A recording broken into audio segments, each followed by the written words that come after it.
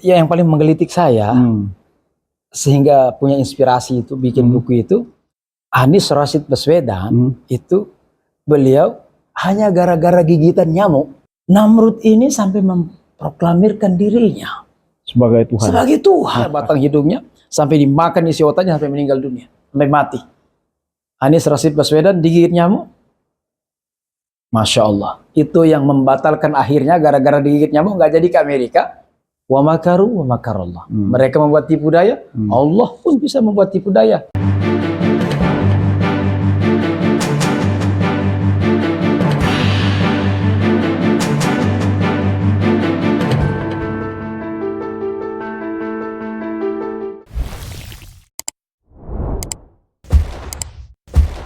Assalamualaikum warahmatullahi wabarakatuh. Waalaikumsalam. Alhamdulillahirrabbilalamin. Wassalatu wassalamu ala asrafil anbiya wal mursalin wa ala alihi wa sahbihi ajma'in, amma ba'd. Alhamdulillah, hari ini saya kedatangan tamu. Masya Allah. Alhamdulillah. Dokter muda. Masya Allah. Masya Allah. Dokter muda ilmu tafsir Al-Quran. Jauh nih beliau datang nih. Masya Allah. Dengan Al-Ustadz Ahmad Jamiluddin. Ahmad Jamiluddin. Jadi Ahmad wa Ahmad. Oh Masya Allah. Sawah-sawah kata orang Arab. Ayo. Ahmad wa Ahmad lagi bisik-bisik. Masya Allah. Oh.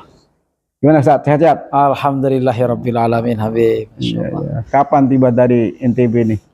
Sekitar kurang lebih 1 bulan sudah di sini. Oh lama, lumayan lama ya. Nyampe juga sampai ke Purwok Cabe itu kan? Alhamdulillah. Maka saya ke sini ya dapat lihat dari ini kawan ada Ustadz Marzuki. Ini luar biasa, ini ada video bagus nih. Ada video bagus saya lihat tadi pagi saya lihat. Oh ya? Ya ada video bagus ini dari Habib Sahab. Ya. Saya lihat Masya Allah tabarakallah luar biasa sekali. Maka kuat sekali keinginan saya, alhamdulillah untuk saya bilang sama beliau, gimana bisa, kapan kita silaturahim sama beliau? Alhamdulillahirabbil alamin. Ternyata dihubungkan, alhamdulillah saya syukur sekali. Gitu. Bisa dapat silaturahim ke beliau. Alhamdulillah pada malam ini. Yang di Has Channel itu? Maksudnya? Yang di Has Channel betul, Has Channel. Jadi itu judulnya bisik-bisik politik. Bisik-bisik politik kenegaraan. Iya. Nah, itu. Jadi saat ini kita lagi menghadapi Pilpres 2024. Ya. Saya kepengen ingin semacam ya entah masukan, entah apalah namanya ya dari tokoh NTB, karena NTB ini banyak sekali tokoh-tokoh yang luar biasa ya. Saya pernah kenal juga namanya Tuan Guru Bajang. Oh, Tuan Guru Bajang. Saya nulis buku SBY, saya minta sambutan buku beliau. Wow, beliau nomor 1 ya. Dikirim langsung tuh sambutan buku SBY menjadi yang terbaik waktu beliau masih jadi gubernur. Iya, itu salah satu kenangan saya sama tokoh-tokoh di NTB gitu. Sekarang beliau ada di Perindo ya. Perindo betul. Ketua Harian Perindo. Alhamdulillah. Jadi tokoh-tokoh kita ini ada di mana-mana. Betul. Ya, di mana partai di situ ada tokoh-tokoh. Insya Allah sebagai proses pencerahan ya. Insya Allah. Itu yang diharapkan. Iya, kita berpikir positif. Beliau salah satu tokoh terbaik bangsa, pernah jadi gubernur dan sukses. Ya. Beliau hafiz Quran ya. Hafiz Quran. Luar biasa. Sekarang beliau berkiprah ada di Perindo, namun mudah-mudahan Perindo dengan ada beliau di dalam itu akan menjadi partai yang bisa diharapkan oleh umat. Betul. Mudah-mudahan. Insya Allah. Gimana perkembangan di daerah ini dengan wacana Pilpres, ada cawi-cawi sana, cawi-cawi sini, ada ketua umum partai merapat ke sana, merapat ke sini, terus kawin paksa, ada jadi antar partai kawin cerai, itu gimana menurut antum? Masya Allah. Situasi yang di Lombok atau di Nusa Tenggara Barat ya. Ya, situasi perpolitikan di Nusa Tenggara Barat ya tentunya ya namanya masyarakat kita ini kan dengan berbagai macam latar belakang berbagai macam latar belakang pendidikan, lingkungan dan sebagainya. Tentu saya melihat di situ ya ada keragaman suasana berpikir, keragaman cara berpandang terhadap situasi politik saat ini. Iya, iya. Ya. Tadi saya lupa menanyakan tuh, antum sekarang aktif di mana? Saya sekarang ini aktif dakwah aja, dakwah ke kadang ke Kalimantan, Kalimantan Timur. Iya.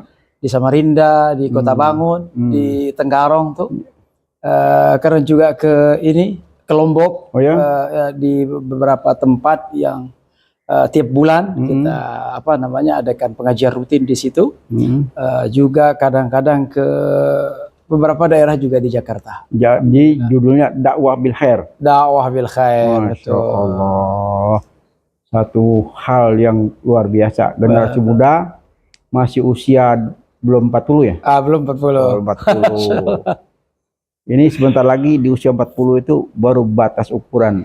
Oh, Masya Allah. Mohon doanya. Mohon doanya. Insya Allah belum 40 aja sudah hebat, apalagi 40 ke atas. Masya Allah. Ya, anak doakan antum menjadi tokoh besar nanti. Amin, amin, amin, amin. Jadi memang kita berharap generasi muda ini sudah harus tampil.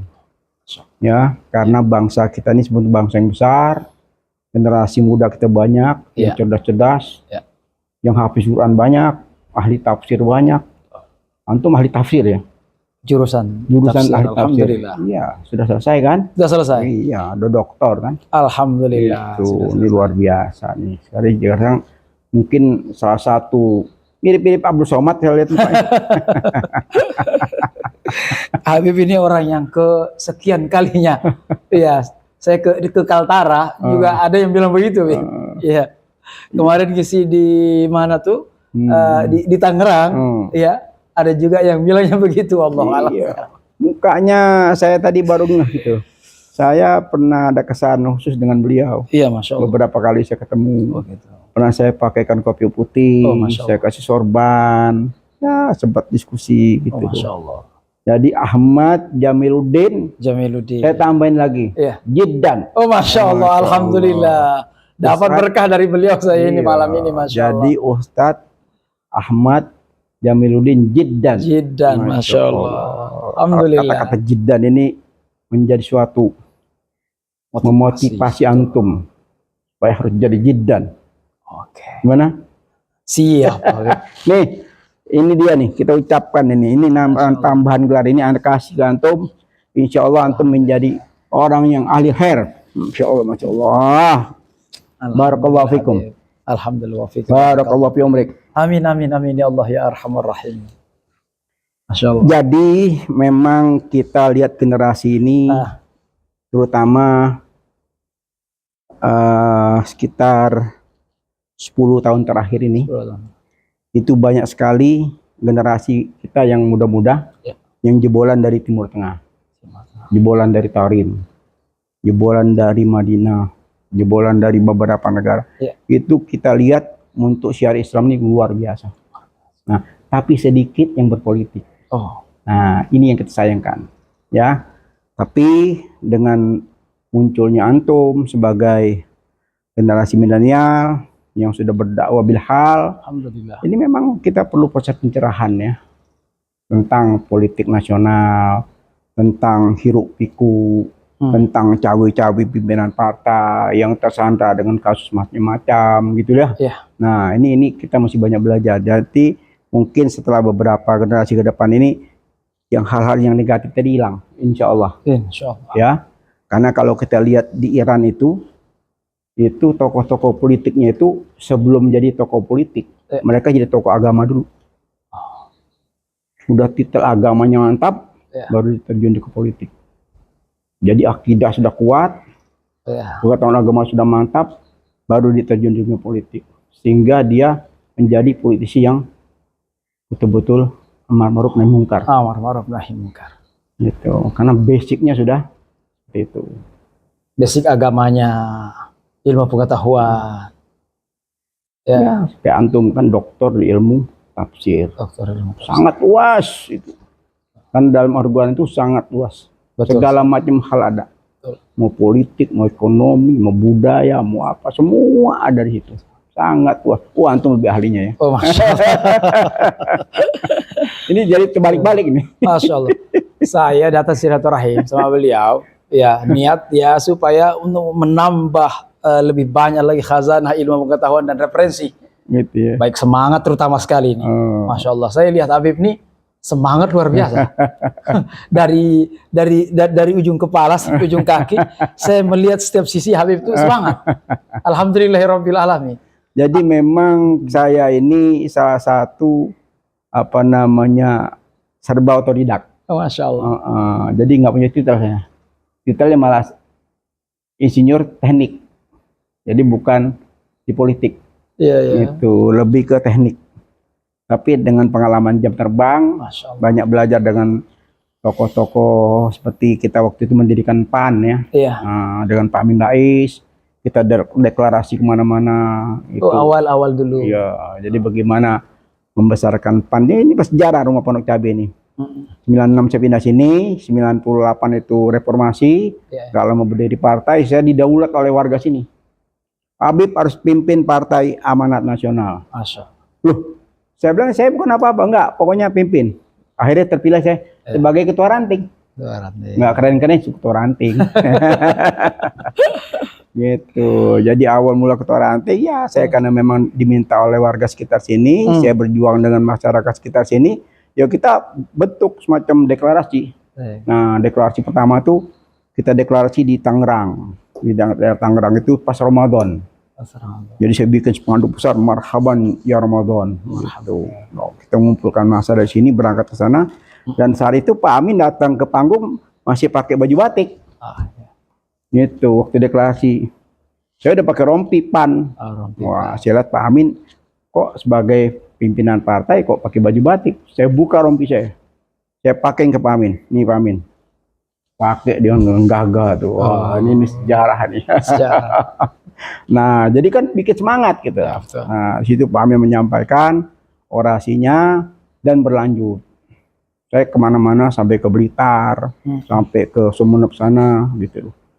Ada sejarah yang menarik nih.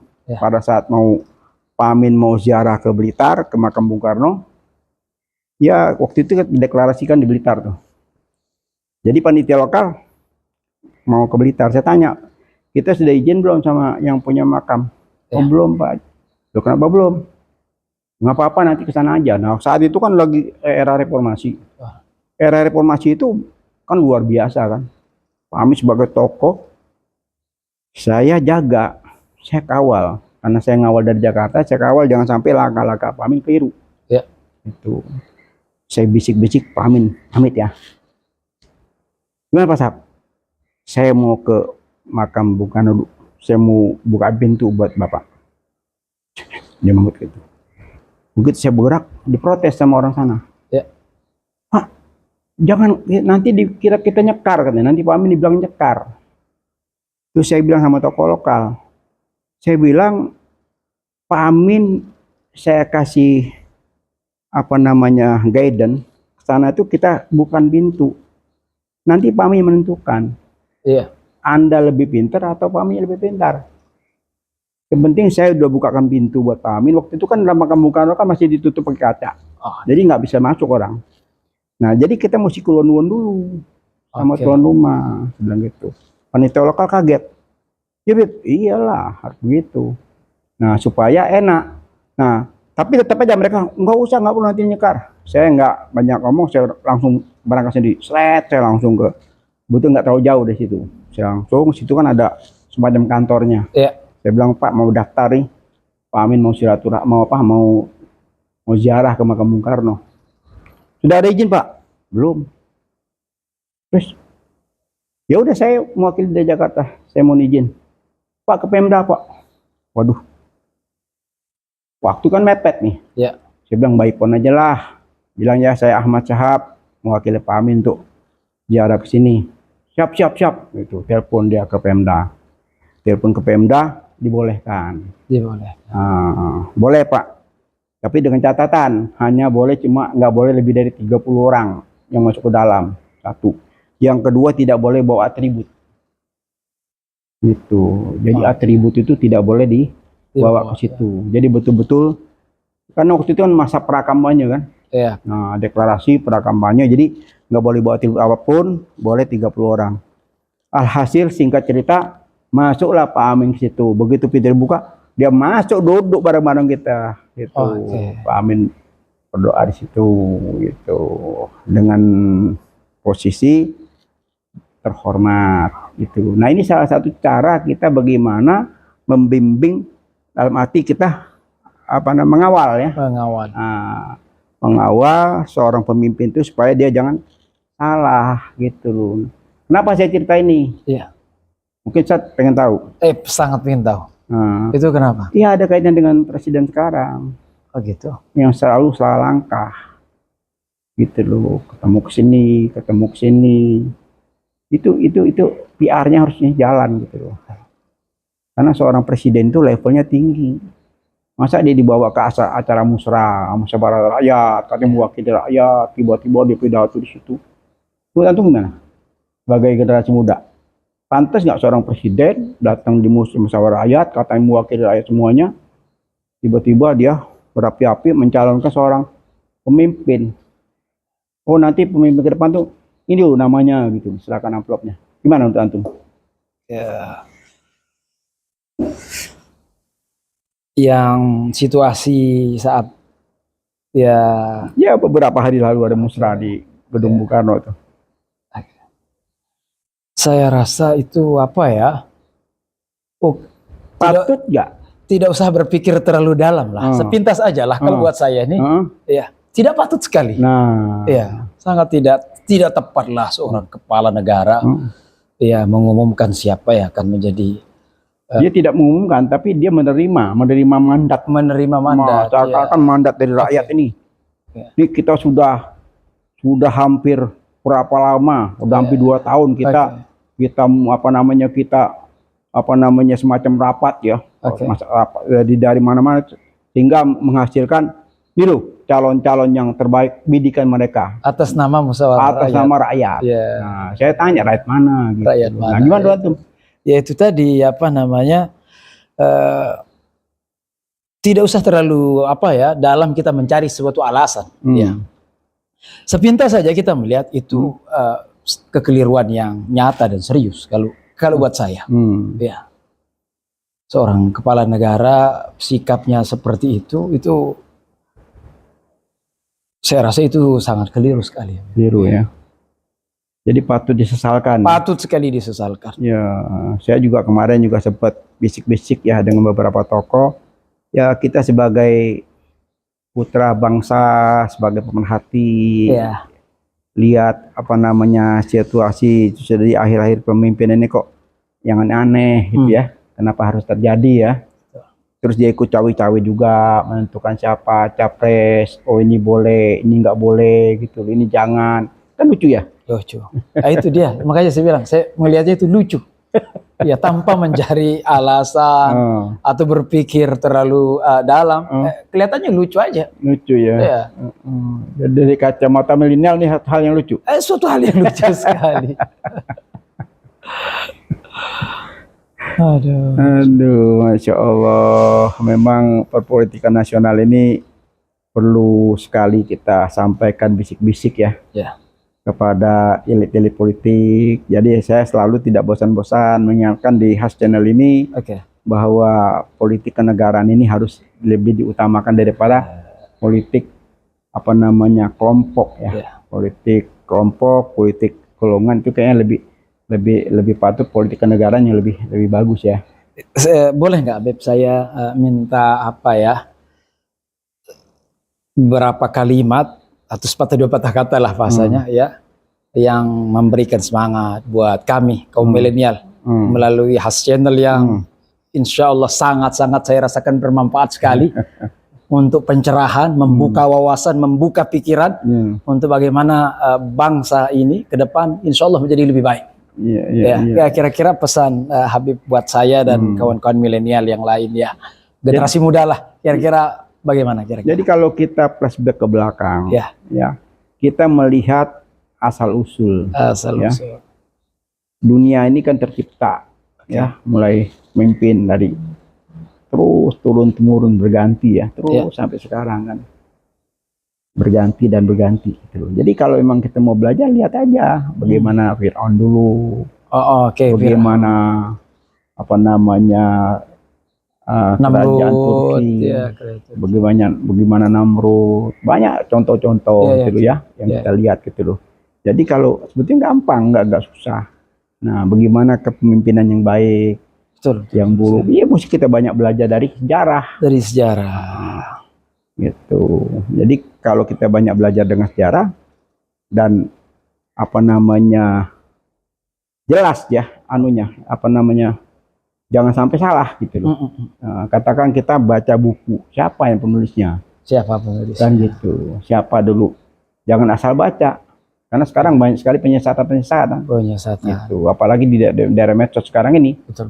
Gitu. Kalau kita tidak berguru kepada orang yang tepat, bisa salah. Gitu. Karena sekarang kita sudah susah membedakan yang mana yang benar, mana yang salah. Betul. Yang paling pas kalau kita guru kita siapa? Contoh seperti Ustaz Abdul Somad. Nah, dia akan cerita guru saya si A sebulan. Nah itu jadi referensi gitu. Nah sama juga generasi milenial sekarang harus berani dan harus maju. Contoh sederhana ya. Sekarang kalau nggak salah di Perancis ya. Itu presidennya muda ya. Muda. Nah, dan bukan warga negara ya. Betul nggak? Bukan warga negara asli maksudnya. Bukan warga negara. Jadi presiden Perancis. Ini contoh. Anak muda, bukan warga negara asli, jadi presiden di Perancis. Itu gagah, hebat gitu. Nah ini yang kita lihat. Tapi kita juga nggak kalah. Nggak kalah. Banyak. Hanya kesempatan yang belum tiba. Nah, itu tadi. Jadi kesalahan di level elit politik, di partai-partai politik. Begitu ketua umum partai, ya dia sebagai seakan-akan negara ini miliknya gitu. Gitu. Jadi siapapun yang dekat dengan ketua umum partai, itulah yang menjadi kesempatan emas. Mau jadi apa gitu loh. Jadi kalau boleh kita lihat generasi muda, ya harus semangat. Gitu. Contoh sekarang mau pilpres, mau pemilihan, harus proaktif. Jadi menyampaikan yang hak. Bukan artinya kita berpolitik itu kotor bla bla bla. Itu menurut saya itu tergantung pelakunya. Kotor bersih tergantung pelaku dan niatnya. Kalau niatnya niatnya lurus untuk buat bangsa dan negara, apalagi buat agama, ya insya Allah nggak akan kotor, bahkan mulia. Iya, politik itu mulia, gitu. Nah itu kadang-kadang, nah ini ada contoh yang baik sebetulnya. Contoh yang baik ditunjukkan oleh seorang Prabowo. Gitu. Nah saat dia mengumumkan ada beberapa pengurus baru di partai, itu ada anak muda, anaknya Ahmad Dhani ya. Anak muda, seniman, ditampilkan di publik bahwa sudah masuk di Partai Gerindra. Itu contoh yang baik. Gitu loh. Ada kaderisasi ya. Nah, itu yang kita butuhkan. Jadi seharusnya contoh ini diambil oleh partai-partai lainnya. Kalau anak ini cerdas, pinter, apalagi anaknya artis kan sangat terkenal tuh. Nah, tapi ini juga bagus ya, fenomena sekarang bagus ya. Yang sudah tadi sukses di dunia artis, tiba-tiba pindah ke politik, menurut saya boleh-boleh saja dan itu memang bagus. Karena dunia artis juga nggak gampang ya, nggak tiba-tiba dia bisa action bisa apa juga perlu belajar kan. Betul sekali. Nah begitu dia masuk ke dunia politik ya tentunya ada sistem kaderisasi seperti sekarang yang dicontohkan oleh Partai Nasdem ya. Iya. Caleg-calegnya dikumpulkan, dikasih macam bimbingan ya. Gimana? Ya sekolah politik lah kira-kira gitu. Iya. Gitu. Dikasih kuliah politik lah ya. Alhamdulillah. Masya Allah, alhamdulillah. Semangat sekali ini, tambah semangat dan tambah ingin terus berbuat dengan apa yang saya bisa lakukan. Dan juga insya Allah mengajak kawan-kawan menularkan semangat minimal kalau saya sendiri saat ini ya salah satu kesibukan ini lagi nulis buku. Wih, sini. Alhamdulillah. Masya Allah, Masya Allah. Alhamdulillah sudah terbit 12 judul buku. Yang 2 judul lagi di apa namanya? Lagi digarap ya. Salah satunya itu yang saya semangat sekali. Itu judulnya kira-kira dengan situasi politik, Habib kira-kira bisa tebak nggak kira-kira? Di pikiran saya ini kira-kira. Nggak, saya mau tahu tuh yang 12 buku itu apa aja kira-kira? Oh, macam-macam. Buku ya. Buku politik atau buku apa? Oke. Jadi karena saya latar belakang memang ya dari sisi pendidikan memang agama ya. Lagi lama di pesantren saya. Ya. Di pesantren mana? Di pesantren dari Ibtidaiyah. Dulu kan Ibtidaiyah. Itu Ibtidaiyah sampai Sanawiyah itu di pesantren Miftahul Islah. Di Lombok, ya Mataram. Kemudian saya di Aliyah. Kemudian saya ambil juga sekali di situ tahfiz Al-Quran. Di pondok pesantren ada salah satu kota santri di Nusa Tenggara Barat namanya Kediri. Pesantrennya namanya Yusuf Abdus Sattar. Yusuf Abdus Sattar. Bukan Yusuf Abdus Samad, bukan? Bukan. Yusuf Abdus Sattar. Kemudian melanjutkan ke jenjang Mahasantri namanya. Berarti antum tahfiz Quran juga, apa Quran? Alhamdulillah. Masya Allah. Antum tahu ya? Orang yang hafal Quran itu jasadnya itu Al-Quran. Masya Allah, Masya Allah, Allahu Akbar. Jasadnya. Jadi anak harus cium tangan tuh. Habib, saya yang belajar sama Habib. Antum ini Al-Quran. Ya. Orang yang hafal Al-Quran itu Allah beri jaminan. Allah. Tidak akan tersentuh api neraka. Itu sudah jaminan Allah. Allahu Akbar. Mungkin antum lebih mengerti. Ya. Karena tidak banyak orang yang hafal Quran. Saya jujur, saya hafal cuma sebagian. Itu. Jadi saya paling bangga, paling senang kalau lihat orang yang hafal Al-Quran. Karena suatu hal yang tidak mudah. Itu betul-betul rahmat Allah. Betul-betul karunia Allah. Yang tidak semua orang dapat. Itu. Nah, ini wah, berarti malam ini saya dapat tamu yang benar-benar luar biasa. Masya Allah. Saya merasa alhamdulillah dapat rezeki besar malam ini. Kalau dapat silaturahim sama Habib. Jadi mungkin ahlan wa sahlan wa marhaban. Masya Allah. Jadi dadahku ini lebih besar dari seisi dunia. Allah. Menerima tamu. Itu kira-kira artinya. Ustaz ya. Kembali ke buku. Nah, saya juga hobinya buku. Oh, Masya Allah. Tapi bukunya bukan urusan politik. Masya Allah. Karena belajar urusan politik. Jadi mulai Presiden Soekarno, Presiden sampai ke calon presiden. Sampai ke calon presiden ya? Masya Allah. Calon presiden udah jadi 2 buku bahkan. Oh, Masya Allah. Jadi 1 biografi politik Anies Rashid Baswedan, mengukir prestasi di tengah tekanan politik oligarki. Masya Allah. Judulnya keren ya? Tajam sekali. Jadi 1 lagi bersama Anies Rashid Baswedan. Bersama Anies Rashid Baswedan. Beliau ini memang orang pendidikan. Orang yang cerdas. Kita belum lama ya semacam silaturahmi ya antar semua penulis-penulis top ya. Penulis ya, buku itu kita kumpul, kita diskusi. Jadi beliau ini memang cinta dengan belajar dan belajar. Gitu. Nah, mungkin buku antum ini salah satu yang menarik nih. Kalau mungkin antum kasih judulnya apa yang bagus, kita langsung segera asosiasikan hingga dia menambah wawasan ya. Menambah wawasan seorang hafiz Quran dari Lombok, dan memang Lombok kan terkenal tokoh apa namanya ya segudang ya. Segudang tahfiz Quran dari Lombok ini luar biasa. Itu. Nah, mudah-mudahan bisa tertular di seluruh provinsi ya. Amin, amin, insyaallah. Lombok yang begitu hebat menular kemana-mana gitu. Apalagi antum banyak ngajar sana sini ya. Insyaallah. Sehingga menjadi suatu proses apa namanya amal ibadah ya, baik dunia maupun akhirat. Dapat dua-duanya gitu loh. Amin, amin. Nah, Apa Ustadz buku judulnya nih? Judulnya itu Anies Baswedan versus Namrud.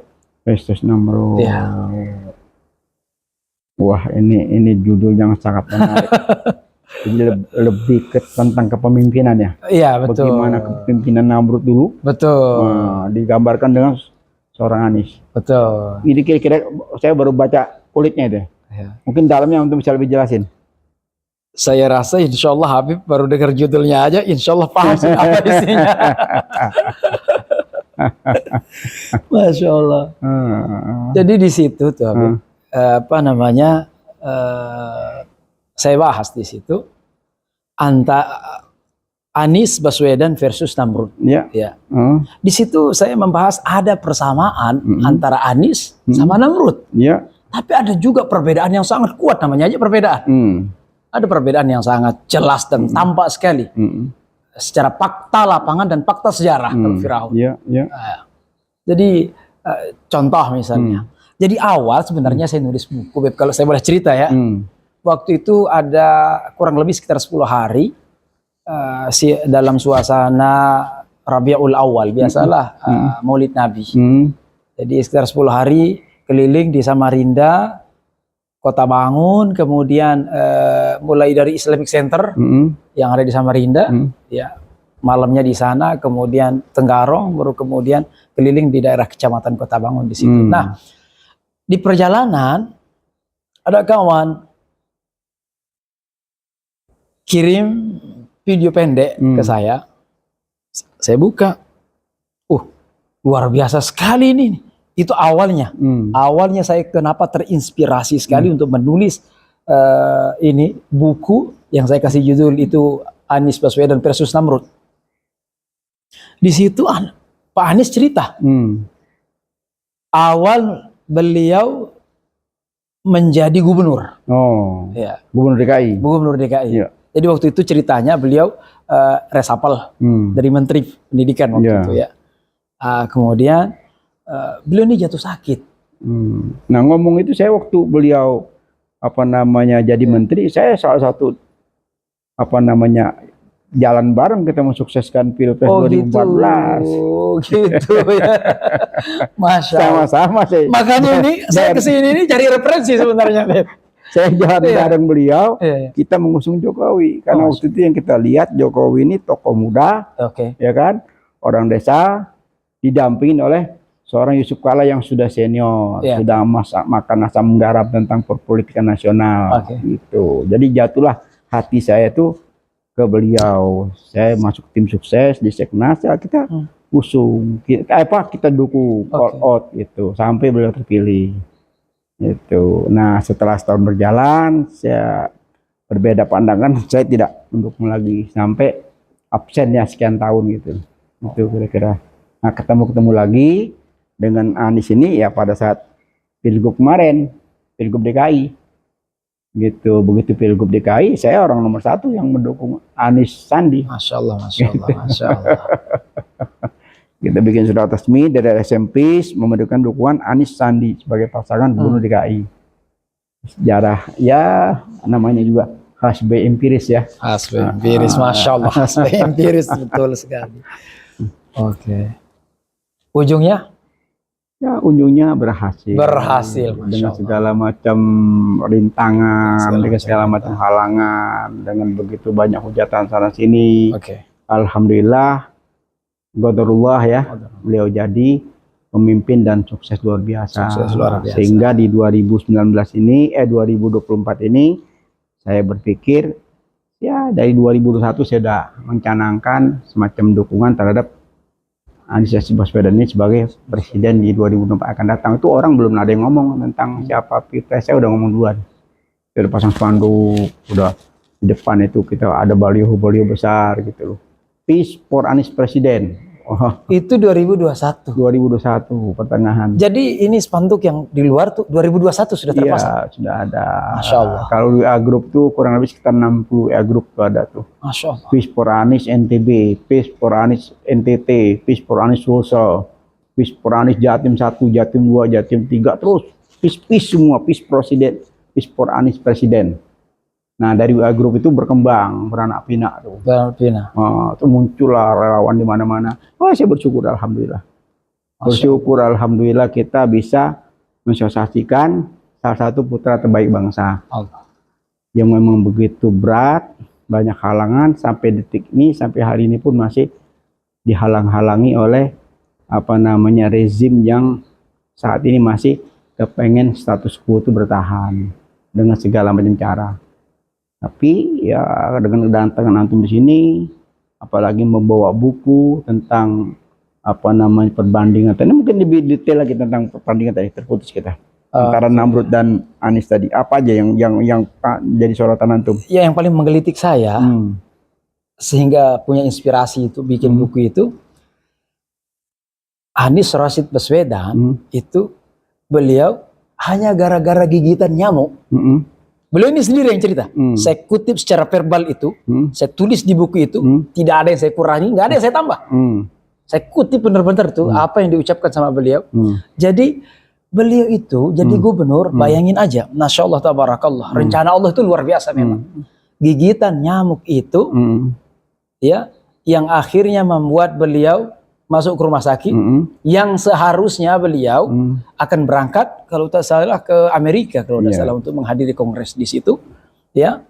Tapi gara-gara gigitan nyamuk akhirnya beliau nggak bisa berangkat, ya. Karena kata dokter kalau ini Pak Anies nggak boleh melakukan perjalanan panjang lebih dari 2 jam.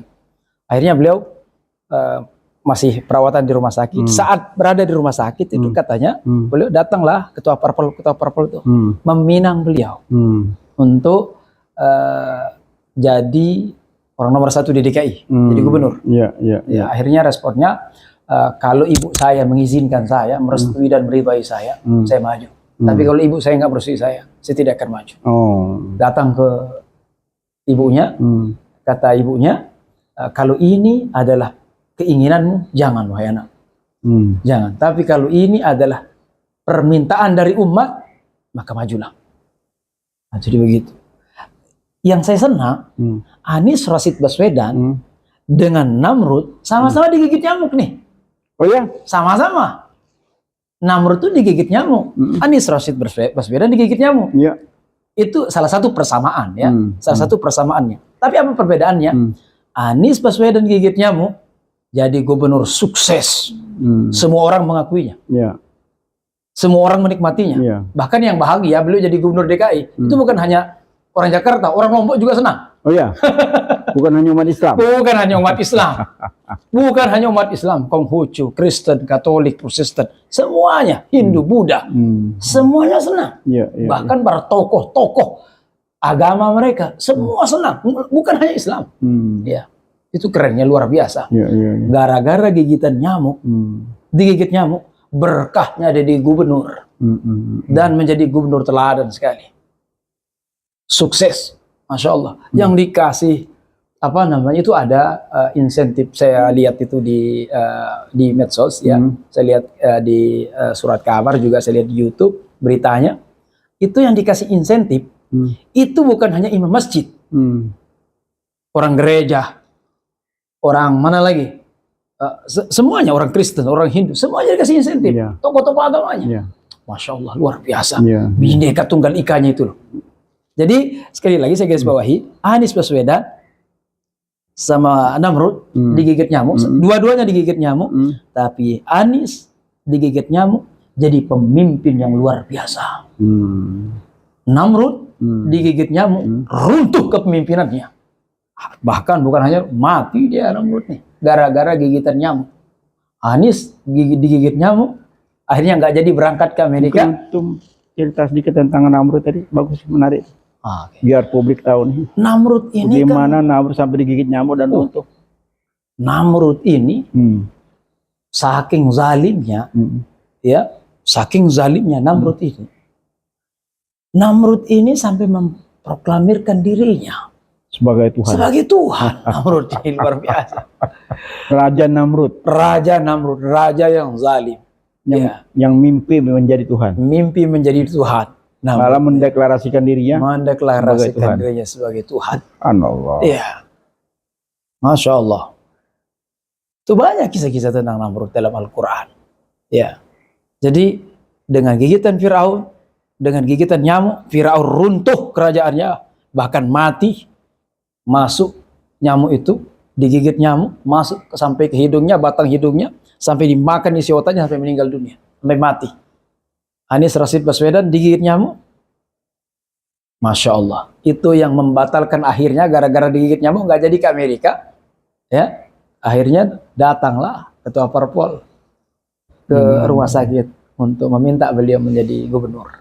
Dan Masya Allah, saya sendiri merasakan, ya ikut bahagia maksud saya, ikut senang. Jadi ini semacam apa namanya teladan ya. Teladan sekali saya teladan kepemimpinannya, yang bagaimana cara memimpin yang baik ya. Betul. Baik dan benar ya. Baik dan benar. Kalau kita lihat misalnya dalam Quran, maaf sedikit aja. Misalnya Anies Rashid Baswedan ini saya lihat, Masya Allah, tabarakallah. Kalau dari kacamata konsep Quran ya, Musa itu, misalnya Musa nih, Musa ini kan pemimpin. Musa ini Rasul, Nabi, pemimpin umat. Itu salah satu apa namanya diceritakan dalam Quran. Musa berkata, minta kepada Allah, Rabbi syrah li sadri. Ya Allah, lapangkan dadaku. Nah, mungkin ini kalau konsep kepemimpinan ini kalau dibawa ke kepemimpinan, mungkin kecerdasan, apa ya, kecerdasan emosional, spiritual. Itu terlihat sekali di wajahnya Pak Anies itu. Saya lihat dekat dengan ulama. Rabbi syrah li sadri, Rabbi syrah li wa yassir li amri. Wa yassir li amri, mudahkan urusanku ya Allah.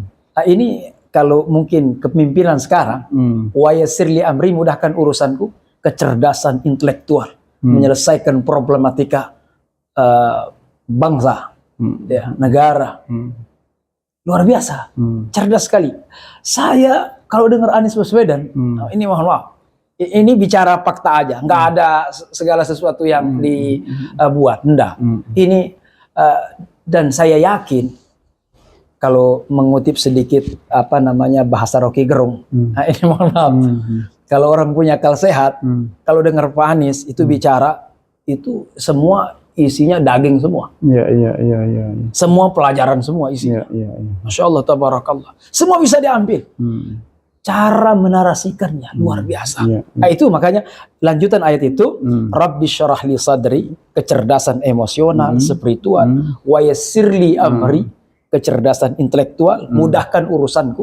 Orang mudah menangani segala sesuatu kalau punya kecerdasan ini juga. Wahlul uqdatam min lisani yafqahu qawli. Bukalah kekakuan yang ada di lidahku ini agar mereka bisa paham dengan apa yang saya ucapkan. Kemampuan, kehebatan, kecerdasannya dalam menarasikan setiap kata, setiap kalimat, kata-katanya aja itu sudah pelajaran. Cara menarasikannya udah pelajaran. Apalagi makna secara keseluruhan apa yang disampaikan. Termasuk kemarin, Masya Allah, saya senang sekali, berkali-kali saya ulang tuh waktu sambutan saat beliau Nasdem mendeklarasikan beliau sebagai calon presiden. Itu sambutannya, Masya Allah. Saya ulang berkali-kali. Luar biasa. Saya sudah selesai, nanti saya ulang lagi karena senang. Masya Allah, banyak pelajaran yang saya dapatkan. Jadi ini menjadi mutu ya mungkin ya. Rabbi syrah li ini menjadi mutunya Anies. Betul, Rabbi syrah li sadri. Betul sekali, betul. Jadi setiap kesempatan mungkin besok kita menganjurkan kepada tim-timnya Anies ya, kalau lagi saat ada pertemuan tuh kita utamakan membaca ayat Rabbi syrah li sadri. Rabbi syrah li sadri. Buat Anies, buat Pak Anies, Rabbi syrah li sadri wa yassir li amri wahlul 'uqdatam min lisani yafqahu qawli. Masya Allah. Alhamdulillah. Allahu Akbar. Itu yang dibaca oleh Nabi Musa. Doanya Nabi Musa. Insya Allah kalau melihat apa namanya aura. Ya, aura. Kemudian juga aura ya. Kalau kita bilang nur. Ya, nur. Nur. Insya Allah saya mungkin berani berkata dan saya memberanikan diri berkata ya, berdasarkan tulisan yang saya tulis ya kan, yang saya rasakan, yang Habib lebih tahu lah bagaimana menulis itu adalah rasa. Apa yang dilihat, apa yang didengar, apa yang dirasakan kan begitu kira-kira Habib. Ya, apa yang saya rasakan saya tulis. Ya, saya melihat apa kriteria-kriteria kepemimpinan dalam Al-Quran itu. Saya melihat ada pada Pak Anies. Masya Allah. Masya Allah. Masya Allah. Barakallah. Boleh kita diskusikan lebih panjang.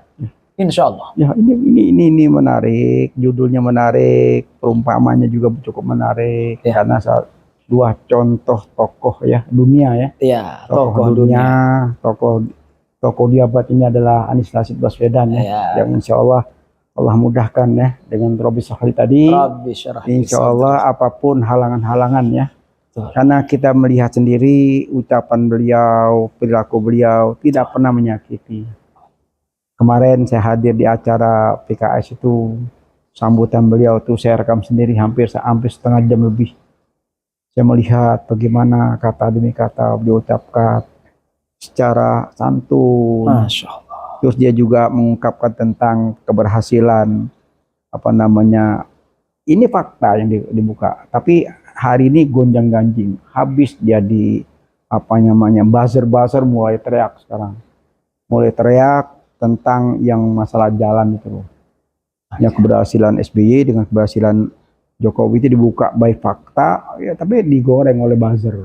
Digoreng. Wah, jadi hari ini ramai heboh tentang apa yang disampaikan Anies. Jadi apapun yang diucapkan Anies selalu menjadi serangan buzzer rupiah. Oh. Gitu. Nanti ditambah lagi nih survei rupiah juga. yang bikin rusak negeri ini gitu. Iya. Sebelumnya beliau ngomong masalah mobil listrik kan, sebetulnya kan baik ya. Iya. Tapi habis. Nah inilah kita ini masih bangsa kita masih banyak belajar. Banyak belajar, banyak orang yang bodoh karena rupiah dia lupa diri, dia cuap-cuap, dia ngomong, dia tidak berpikir bahwa hidupnya akan kembali. Karena sementara kan, kita kan cuma berapa lama sih hebatnya? Oke, dia kaya, dia hebat ya. Berapa lama? Betul. Iya, kita lihat banyak contoh-contoh kan masih muda tiba-tiba kena serangan jantung. Iya. Betul. Nah, persiapkan hidup ini ke depan. Antum beruntung, masih muda sudah punya titel yang tidak ada, itu titel yang luar biasa. Tapi Quran nanti mungkin Ana juga menyampaikan kepada antum, Ustadz Ahmad Jamiluddin Jiddan. Masya Allah. Malam ini alhamdulillah dapat dari Habib ada tambahan nama berkah ini, Masya Allah. Jiddan. Beliau nanya siapa nama lengkap, saya bilang Ahmad Jamiluddin. Ini saya kasih tambahan Jiddan, Ahmad Jamiluddin Jiddan. Oh Masya Allah, saya senang sekali, alhamdulillah. Alhamdulillah. Ya karena nama itu gimana pun juga nama Ahmad itu nama Nabi di akhirat. Muhammad nama di bumi, Ahmad nama Nabi di, ya antum lebih paham, jauh lebih menguasai ilmuwan itu. Saya cuma kulit-kulitnya doang. Jadi nanti ini tentang buku ini, mudah-mudahan dalam waktu dekat antum bisa berdari Jakarta. Amin. Insya Allah. Saya juga punya rencana nanti, ada rencana semacam kita mau bedah bersama. Karena buku Anies Rashid Baswedan ini yang ditulis oleh orang, bukan pesanan. Saya juga tidak pernah dipesan, tidak tulis buku, nggak pernah. Gitu ya? Iya. Cuma lihat, oh ini toko bagus, ya kita kawal, terus kita kita sosialisasikan melalui WA group, sambil bikin buku. Saya udah di tempat jumpa beliau juga. Jadi intinya memang beliau ini orang yang senang belajar. Senang belajar. Nah, nanti dengan harapan begitu beliau jadi pemimpin ini banyak PR. Jadi kita masih banyak butuh tokoh-tokoh milenial yang punya kemampuan ya akademis yang sesuai dengan bidangnya masing-masing ya. Sesuai dengan bidangnya masing-masing. Contoh di Kementerian Agama, betul-betul orang yang ini di kementerian banyak sekali yang harus dibenahi. Jadi carut marut bangsa ini sudah sangat luar biasa dan harus kita benahi secara total. Tapi memang butuh waktu. Tapi kalau kita lihat track recordnya selama beliau memimpin, ya insya Allah yang seperti Anda bilang tadi, memang qadarullah, Allah kasih mudah, halangan apapun hari demi hari terlewati satu persatu. Ini masih ada ganjilan, beberapa lagi ganjilan, tapi ya mudah-mudahan kalau sudah Allah berkehendak semua gampang, ya kan? Mungkin nanti lebih pas lagi menyebutkan ada beberapa tentang makarnya Allah. Gimana Ustaz? Oh ya. Misalnya dalam Quran ya. A'udzubillahi minasyaitonirrajim. Wa makaru wa makarallah. Wallahu khairul makirin. Wa makaru wa makarallah. Mereka membuat tipu daya, Allah pun bisa membuat tipu daya. Wallahu khairul makirin. Dan Allah lah pembuat tipu daya yang terbaik. Masya Allah. Allah lebih hebat tipu dayanya. Jadi kita tutup bisik-bisik ini dengan ana turid, anta turid, wallahu yafalu ma yurid. Masya Allah. Alhamdulillah. Jadi kita bisik-bisik ini kita masih berlanjut panjang, karena banyak yang belum saya gali tentang, terutama isi buku. Dan pengalaman-pengalaman antum sebagai generasi milenial, apa saja harapan ke depan, ya. Katakan nanti beliau dengan ridho Allah terpilih walaupun dengan susah payah, ya seperti beliau ini kan menanjak. Jadi kalau dia biasa kan enak, kalau menanjak itu kan berat, tapi walaupun berat nanti hasilnya insya Allah memuaskan. Gitu. Masih ada waktu Ustaz, Andi kapan waktu mampir lagi sini? Insya Allah. Insya Allah. Jadi ini semacam edisi khusus nih. Edisi khusus dokter muda. Masya Allah. Hafal Quran, tambah lagi mubalik ke seluruh provinsi. Nah, ini yang patut dicontoh. Mudah-mudahan ini Abdul Somad kembarannya. Ustadz Abdul Somad kembarannya nih. Masya Allah. Jadi kita tutup bisik-bisik politik ya. Bisik-bisik politik di kenegaraan di Khas Channel. Di Khas Channel. Insya Allah bermanfaat, mencerahkan buat umat. Insya Allah. Jadi ikuti terus. Dan jangan lupa ditonton, jangan lupa lagi likes, jangan lupa lagi subscribe, jangan lupa lagi share ke teman-teman biar lebih besar manfaat. Amin. Nah, itu yang diharapkan. Karena untuk manfaat buat umat itu yang sangat-sangat diharapkan. Insya Allah, saya ikuti terus juga ini Khas Channel ini. Saya ikuti terus. Ya, ini suatu proses pencerahan ya. Tuh. Jadi di sisa usia ini pengalaman saya kurang lebih 25 tahun. Masya Allah. Sebagai ketua LSM PIS ya, kita banyak lah ya makan asam garam ya. Jadi PIS ini memang kita bergerak di bidang menyoroti ya perilaku politisi. Gitu. Jadi kita tidak cawi-cawi soal korupsi segala macam, Mbak. Saya lebih fokus kepada perilaku politisi dan setiap pilpres kita aktif. Setiap pilpres kita selalu aktif mencari calon terbaik bangsa dan kita ikut cawe-cawe kalau istilah sekarang. Cawe-cawe. Jadi kita akhiri dengan ucapan wabillahi taufik wal hidayah. Wassalamualaikum warahmatullahi wabarakatuh. Jumpa lagi di Khas Channel episode berikutnya yang insya Allah lebih menarik. Dengan lebih dahsyat.